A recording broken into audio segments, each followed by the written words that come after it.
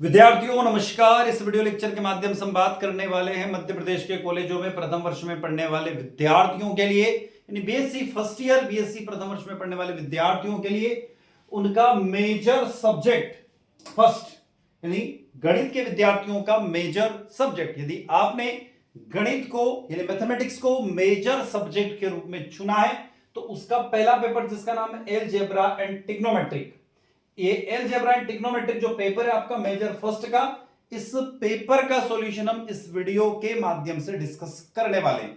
तो विद्यार्थियों यहां पर हम डिस्कस करने वाले हैं solved question paper for Rani Avantibai Lodhi university Sagar का पेपर हम डिस्कस कर रहे हैं जो 2026 की मुख्य परीक्षा में हुआ है मई 2026 में। वैसे यह पेपर सागर विश्वविद्यालय के साथ साथ मध्य प्रदेश के कॉलेजों में प्रथम वर्ष में पढ़ने वाले सभी यूनिवर्सिटी और सभी कॉलेज में पढ़ने वाले विद्यार्थियों के लिए भी महत्वपूर्ण साबित होगा और आपको एक आइडिया लगेगा कि पेपर का पैटर्न कैसा हो सकता है। तो चलते हैं इस पेपर के बारे में डिस्कस करते हैं। बीएससी फर्स्ट ईयर का पेपर है, मेन एग्जामिनेशन 2026 है, मैथमेटिक्स मेजर फर्स्ट का पेपर है। नेम पेपर का नाम है अलजेब्रा एंड ट्रिग्नोमेट्रिक। टाइम जो है वो 3 घंटे का पेपर है और 70 नंबर का पेपर है for Madhya Pradesh college student, Madhya Pradesh के कॉलेजों में प्रथम वर्ष में पढ़ने वाले विद्यार्थियों के लिए रानी अवंतीबाई लोधी यूनिवर्सिटी सागर का यह पेपर है। विद्यार्थियों से पहले मैं आपको एक बात बता दूं कि आपकी यूनिवर्सिटी में जो भी आपके पेपर हो रहे हैं मेजर माइनर एमडीसी इलेक्टिव, ठीक है, यानी कि major minor MDC vocational course Hindi English और भारत बोध यानी अंडरस्टैंडिंग इंडिया, तो एक कष्ट करना आपको, आपका पेपर हमें इस नंबर पर नोट कर लीजिए 77 250 44 325, ठीक है, 44 325। इस नंबर पर आपको अपना पेपर हमें व्हाट्सएप के माध्यम से सेंड करना है। तो आप इस नंबर को सेव कर लीजिए और करना क्या है आपको कि आपको आपका जो भी पेपर हुआ है उसको क्लिक करना है, यानी कि फोटो खींचना उसका क्लियर सी इमेज, और इस नंबर पर 77 250 44 325 इस नंबर पर व्हाट्सएप के माध्यम से हमें सेंड करने का कष्ट करना। क्यों? क्योंकि ये जो मेरे पास पेपर है ये भी किसी विद्यार्थी ने मुझे सेंड किया है, तो तभी तो आपके पास पहुंचा है, तभी तो मैं आपके सामने इसको लेकर आ रहा हूं। तो आप भी एक छोटा सा प्रयास कीजिए। पहले हम पेपर के बारे में डिस्कस कर लेते हैं और फिर इस पेपर के सॉल्यूशन की तरफ मैं आपको ले चलता हूं।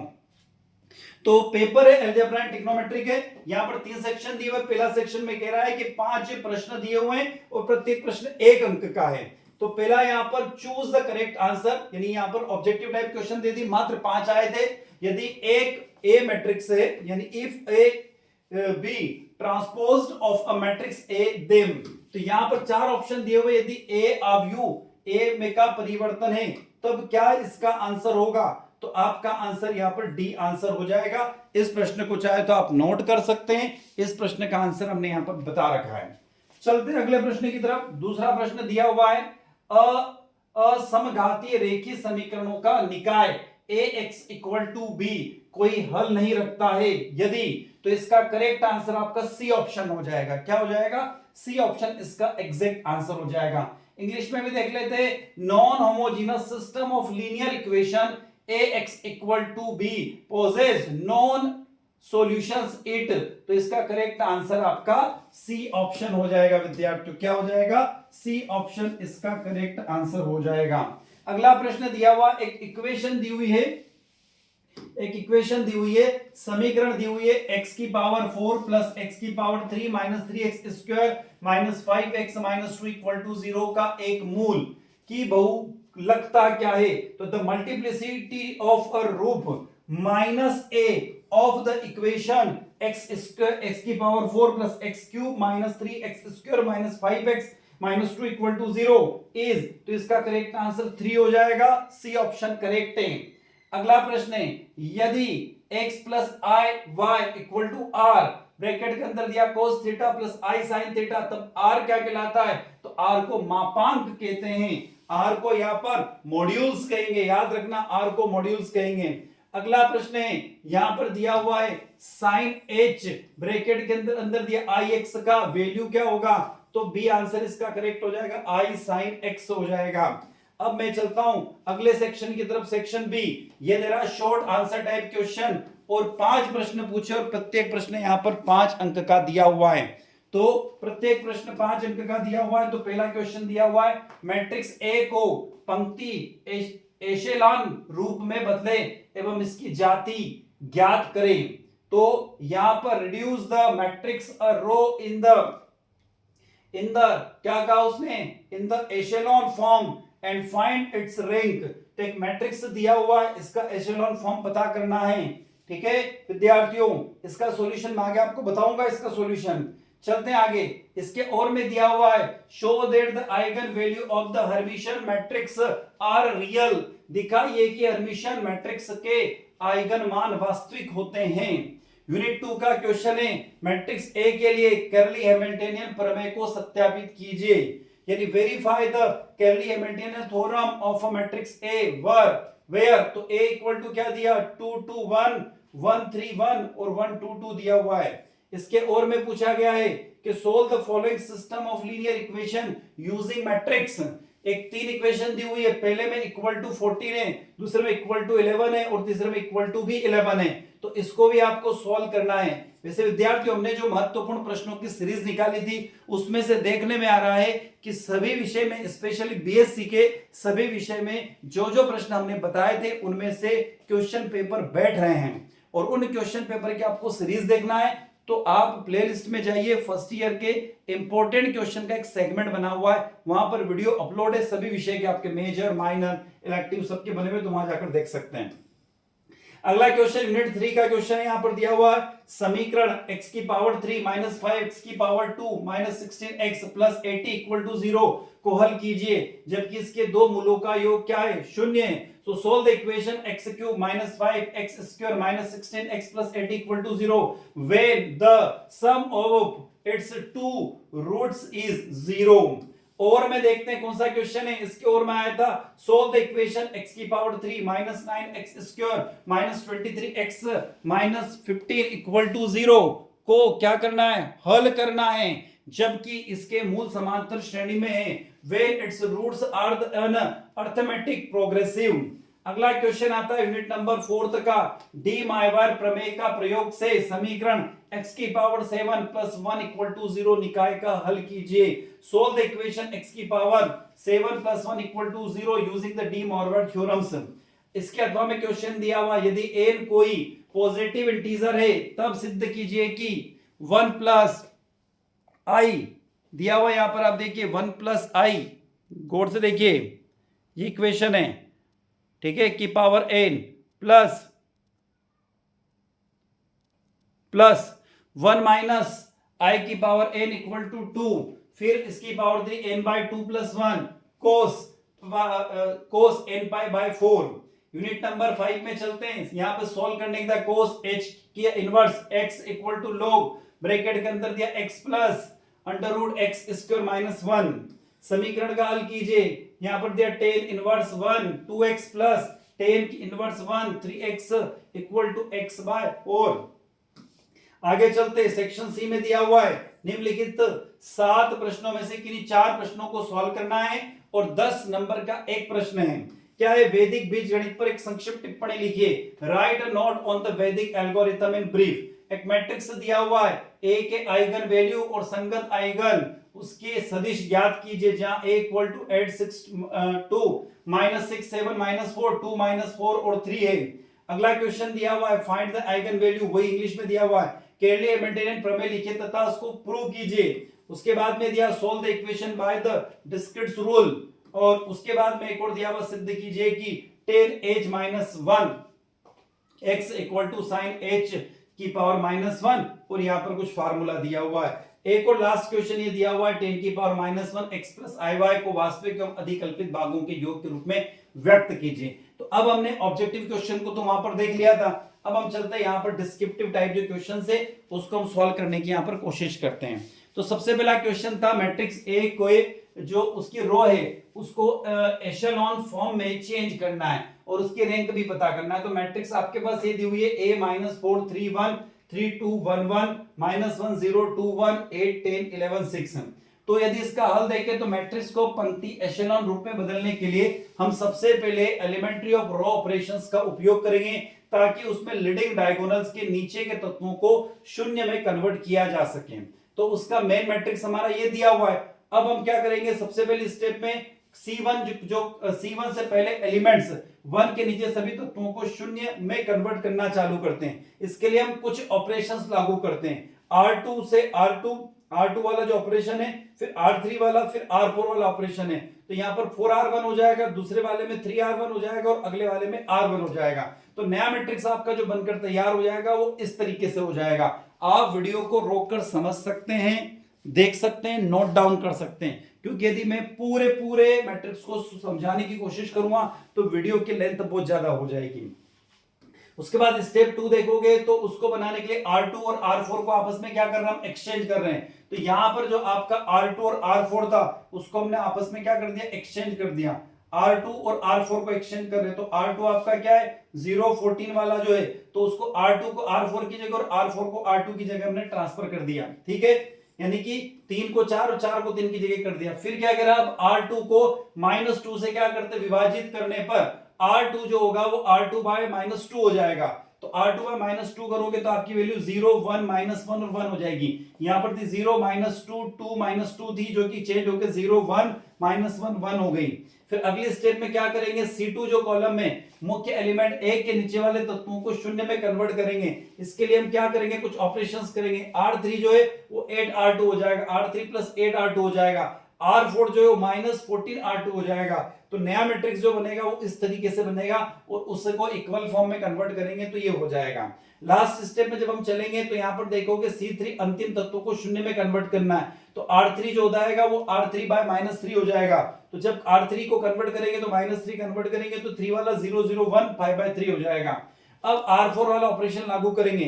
तो R4 वाला ऑपरेशन में क्या होगा, R4 -10 R3 ऑपरेशन लागू करने पर तो R4 वाला जो 0 0 0 18 -10 5/3 वाला लागू कर देंगे। अब इनकी रैंक निर्धारित करेंगे तो इसका मैट्रिक्स की रैंक PA = 4 हो जाएगी। याद रखिएगा, ये आंसर आ जाएगा। इसके अथवा में प्रश्न था, दिखाइए कि हर्मिटियन मैट्रिक्स के आइगन वैल्यू वास्तविक होते हैं। Show that the eigen value of the Hermitian matrix are real. तो यहां पर उत्पत्ति की बात करें तो मान लीजिए A एक क्या है, हर्मिटियन मैट्रिक्स है, और हर्मिटियन मैट्रिक्स की जो डेफिनेशन के अनुसार क्या होगा, A की पावर थीटा = A या A बार की पावर T = क्या हो जाएगा, 1। तो जहां A थीटा मैट्रिक्स का कॉन्जुगेटेड ट्रांसपोज है, तो मान लीजिए कि लेम्डा मैट्रिक्स A को एक आइगन वैल्यू है और X इसके संगत है, एक गैर शून्य यानी कि नॉन जीरो आइगन वेक्टर हो जाएगा। तब आइगन जो की वैल्यू जो मेन इक्वेशन है वो बन के कन्वर्ट हो जाएगी, x = λx हो जाएगी। इक्वेशन नंबर फर्स्ट है। अब इसके दोनों तरफ हम क्या करेंगे, x की पावर थीटा जो कंजुगेटेड ट्रांसफॉर्म x का गुणा कर देंगे।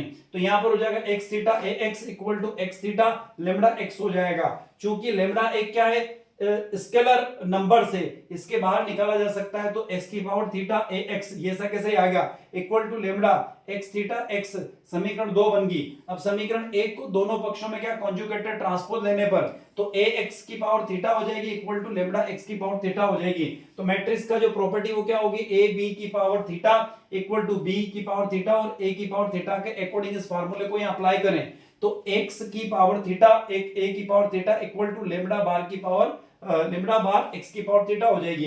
क्योंकि a क्या एक हर्मिटियन मैट्रिक्स है तो a थीटा = a की पावर थीटा = a हो जाएगा। अतः x theta = a = lambda bar x की पावर थीटा हो जाएगी। हमारे पास इक्वेशन नंबर 3 आ जाएगी। अब दोनों तरफ क्या करना है, आपको x से गुणा करना है। तो x की पावर थीटा ax = लैम्डा बार x की power theta x, equation number 4 बन जाएगी। अब इक्वेशन नंबर 2 जो ऊपर थी, यहां पर जो दे रखी इक्वेशन नंबर 2 ये, और इक्वेशन नंबर 4 है जो दे रखी है, इन दोनों का कंपैरिजन करोगे आप तो लैम्डा x की पावर थीटा x = लैम्डा बार x की पावर थीटा x। तो हमारा जो फाइनल आंसर है वो ये नीचे बनकर इस तरीके से आ जाएगा। क्या आ जाएगा, लैम्डा = लैम्डा बार हो जाएगा। कि हम जानते हैं कि किसी सम्मिश्रण संख्या का कॉन्जुगेटेड उसी के बराबर होता है तो संख्या अनिवार्य रूप से वास्तविक यानी रियल हो जाती है। अगला क्वेश्चन है मैट्रिक्स के लिए कर्ली हैमिल्टनियन थ्योरम को क्या करना है, प्रूव करना है, उसको सत्यापित करना है, उसको सॉल्व करना है। तो मैट्रिक्स है A = 2 2 1 1 3 1 और 1 2 2 दिया हुआ है। तो केरले हैमिल्टनियन थ्योरम के अकॉर्डिंग प्रत्येक वर्ग मैट्रिक्स अपने characteristics equation a minus lambda I equal to 0 को कंप्लीट करती है। अतः सारणी का विस्तार करने पर कैरेक्टरिस्टिक्स इक्वेशन प्राप्त होगी। तो लेमडा की पावर 3 प्लस 7 लेमडा का square plus 11 lambda minus 5 equal to 0। अतः सत्यापन के लिए हमें सिद्ध करना है कि a की पावर 3 माइनस 7 a का square plus 11 a minus 5 i equal to 0 होगा। अतः मैट्रिक्स की घातों का गणना करें, उसकी पावर का हम कैलकुलेशन करें तो a की पावर 2 इक्वल टू 7 12 6 और 6 3 6 6 12 7 हो जाएगा। और a की पावर 3 में कन्वर्ट करोगे तो ये मैट्रिक्स ऊपर वाला कन्वर्ट होके 32 62 31 31 67 31 और 31 62 32 हो जाएगा। समीकरण सभी मानों को लेफ्ट हैंड साइड में रखने पर, जब लेफ्ट हैंड साइड में रखोगे तो आपको एक नई इक्वेशन मिल जाएगी। और यहाँ पर दिया सभी संगत तत्वों को जोड़ने, जैसे 32 minus 49 plus 22 minus 5 equal to 0, तो हमें 0 मैट्रिक्स प्राप्त हो जाएगा। तो हमारा आंसर 0 हो जाएगा। तो 0 क्या हो जाएगा, राइट हैंड साइड में चला जाता है। केर्लिन जो हमारा केर्ली-हैमिल्टनियन थ्योरम है वो हमारा प्रूव हो जाएगा। अगला क्वेश्चन है, इसके और में दिया हुआ मैट्रिक्स मेथड में निम्न समीकरण या निकायों को हल कीजिए। x plus 2y plus 3z equal to 14 है, 3x plus y plus 2z equal to 11 है और 2x plus 3y plus z equal to 11 है।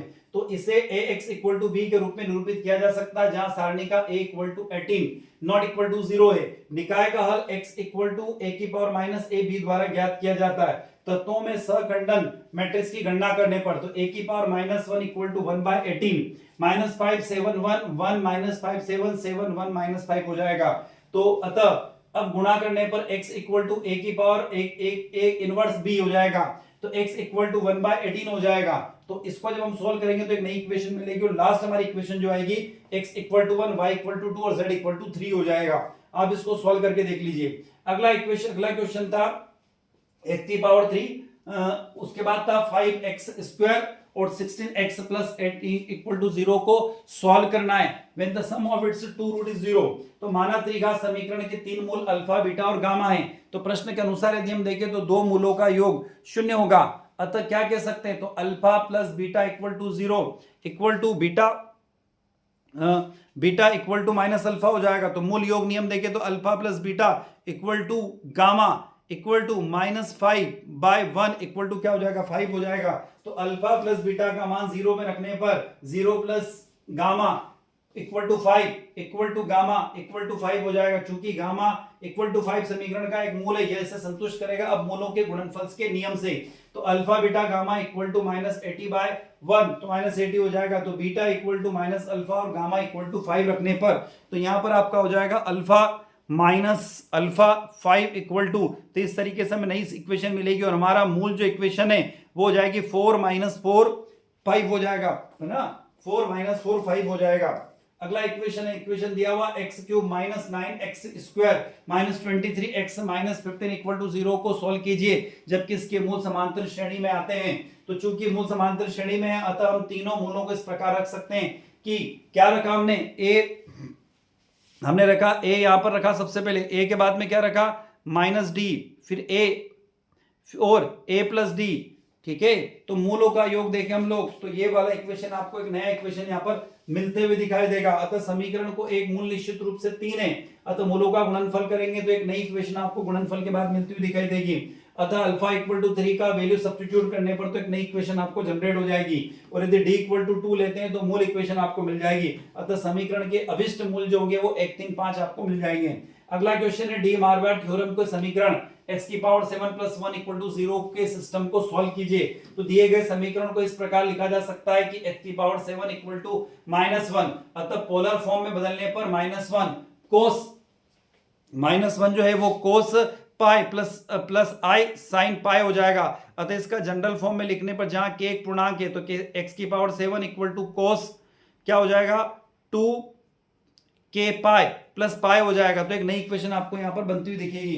दोनों और घात 1/7 लेने पर दोनों पावर 1/7 लेंगे तो नई इक्वेशन आपको जनरेट होते हुए दिखेगी। डी मार्क्वार्ट थ्योरम के प्रयोग, यदि इस थ्योरम का प्रयोग करेंगे तो आप इस थ्योरम के प्रयोग करने से नई इक्वेशन मिलेगी जहां k इक्वल टू 0 1 2 3 4 5 6 कुल हमें मूल प्राप्त यहाँ पर हो जाएंगे।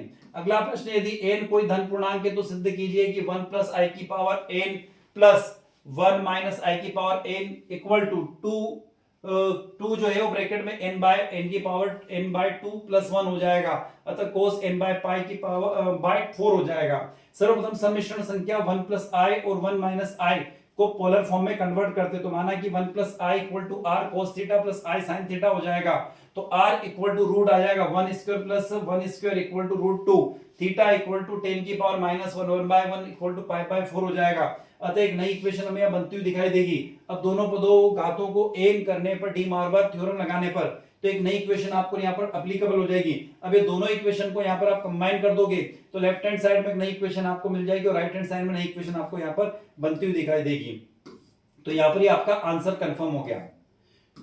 अगला प्रश्न सिद्ध कीजिए कि अगले प्रश्न की तरफ चल रहे हैं। तो विद्यार्थियों, मैंने आपसे पहले भी अनुरोध किया है, एक रिक्वेस्ट है, जब भी आपका major, minor, MDC, vocational course, Hindi, English और अंडरस्टैंडिंग इंडिया का पेपर होता है तो इस नंबर पर 77 250 44 325 इस नंबर पर आपको अपना पेपर व्हाट्सएप के माध्यम से हमें क्या करना होगा, सेंड करना होगा, ताकि विद्यार्थियों को एक मदद मिल सके, दूसरे विद्यार्थियों को मदद मिल सके। अगला क्वेश्चन सिद्ध कीजिए कि यहां पर दिया cos h की power -1x = log x plus root x की पावर 2 - 1 है। तो माना कि ये एक मान लिया हम लोगों ने यहाँ पर कैसा होता है, तो हाइपरबोलिक डेफिनेशन हम जानते हैं कि cos h y = e की पावर y प्लस e की पावर -y/2 हो जाएगा। अतः एक नई इक्वेशन आपको बनती हुई दिखेगी। माना कि e की पावर y = t रखने पर एक द्विघात समीकरण आपको बनती हुई दिखाई देगी। तो 2x = t plus 1/t = t की पावर 2 - 2xt + 1 = 0 हो जाएगा। तो श्रीधर आचार्य सूत्र द्वारा टी का मान ज्ञात करने पर तो एक नया टी का मान आपको प्राप्त हो जाएगा। वीडियो रोककर आप नोट कर लीजिएगा, क्योंकि मैं वीडियो में एक स्टेप को यदि समझाने की कोशिश करूंगा तो कोई लेंथ बहुत क्या हो जाएगी, ज्यादा हो जाएगी। तो आप इसको रोककर नोट डाउन कर लो, सॉल्व कर लो। इसके पॉजिटिव वैल्यू लेंगे तो हमें एक नई इक्वेशन यहां पर मिल जाएगी और y = log x plus x² - 1 आपको मिल जाएगा और y का मान पुनः प्रतिस्थापित करोगे तो एक नया आपको फॉर्मूला दिखेगा और ये आपका आंसर कंफर्म हो जाएगा। अगला समीकरण को हल कीजिए। यहां पर दिया हुआ 10 की पावर -1 2x प्लस 10 की पावर -1 3x = π/4। तो त्रिकोणमितीय सूत्र 10 की पावर -1 a प्लस 10 की पावर -1 b = 10 की power -1 a plus b by 1 - ab का उपयोग करने पर तो हमें उपयोग करेंगे तो इस तरीके से नई इक्वेशन मिलेगी और क्रॉस मल्टीप्लिकेशन करने पर एक नई इक्वेशन आपको यहां बनती हुई दिखाई देगी और गुणनखंड करने पर एक नई इक्वेशन फिर आपको बनती हुई दिखाई देगी। अतः xe = 1/6 या x = -1 हो जाएगा, क्योंकि x = -1 समीकरण के बाएं पक्ष को ऋणात्मक बना देगा, जो कि π/4 के बराबर नहीं हो सकता, तक केवल धनात्मक मान्य ही है। अतः अभिष्ट उत्तर x = 1/6 हो जाएगा। अब अगला प्रश्न है वैदिक बीजगणित पर एक संक्षिप्त टिप्पणी लिखिए। Right a note of the वैदिक अलजेब्रिक इन अ ब्रीफ। तो वैदिक अलजेब्रिक प्राचीन भारतीय गणितीय परंपरा का एक अत्यंत समृद्ध हिस्सा, जिसका पुनरुद्धार स्वामी भारती कृष्ण तीर्थ जी महाराज ने 1911 से 1918 के बीच में अथर्ववेद के परिशिष्ट घन अध्ययन के माध्यम से किया था। वैदिक बीजगणित के 16 मूल सूत्रों और 13 उपसूत्रों पर आधारित है। कितने? 13 तो उसके मेन सूत्र और 13 उसके सब फार्मूलाज हैं। ठीक है, अब इसके मेन कंडीशंस क्या है? तो परावर्त्य योज्यते, इसका अर्थ है परावर्त्य योज्यते, इसका अर्थ है कि परिवर्तित करे और अनुप्रयोग करे। इसका उपयोग रेखीय समीकरण linear equation ax + b = cx + d और उच्च घाती यानी कि हाई पावर इक्वेशन को अत्यंत तीव्र गति से हल करने के लिए किया गया। शून्य साम्य समुच्चय, जब इक्वेशंस के विभिन्न पक्षों को कुछ समुच्चय समान हो, यानी कुछ उसकी वैल्यू समान हो, तो समुच्चय के शून्य के बराबर रखकर अज्ञात चर का मान सीधे प्राप्त किया जा सकता है।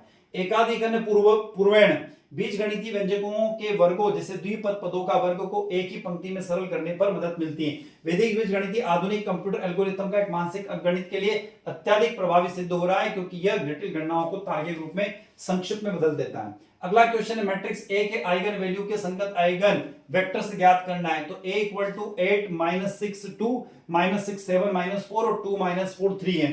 तो इसके अभिलाक्षणिक इक्वेशन यहां पर दी हुई है, a - λi दिया हुआ = 0 दिया हुआ है और इसी इक्वेशन को जब आप आगे सॉल्व करते हैं तो आपको अभिष्ट आइगन वैल्यू आपको नीचे दिखाई देगी λ0 3 15। इसको आप नोट कर लीजिए, सॉल्व कर लीजिए, आइडिया लग जाएगा।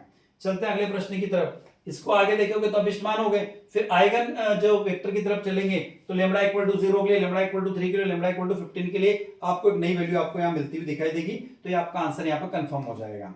अगला है कैलिन-हैमिल्टनियन थ्योरम को सिद्ध कीजिए। तो इसकी हम इसको सिद्ध करते हैं तो प्रत्येक जो स्क्वायर मैट्रिक्स है वो अपने स्वयं के अभिलक्षण समीकरण को संतुष्ट करती है। था यदि अभिलक्षण समीकरण इस तरीके से हुई है तो इसका प्रूफ हम जानते हैं कि मैट्रिक्स के उपखंड के गुणधर्म से।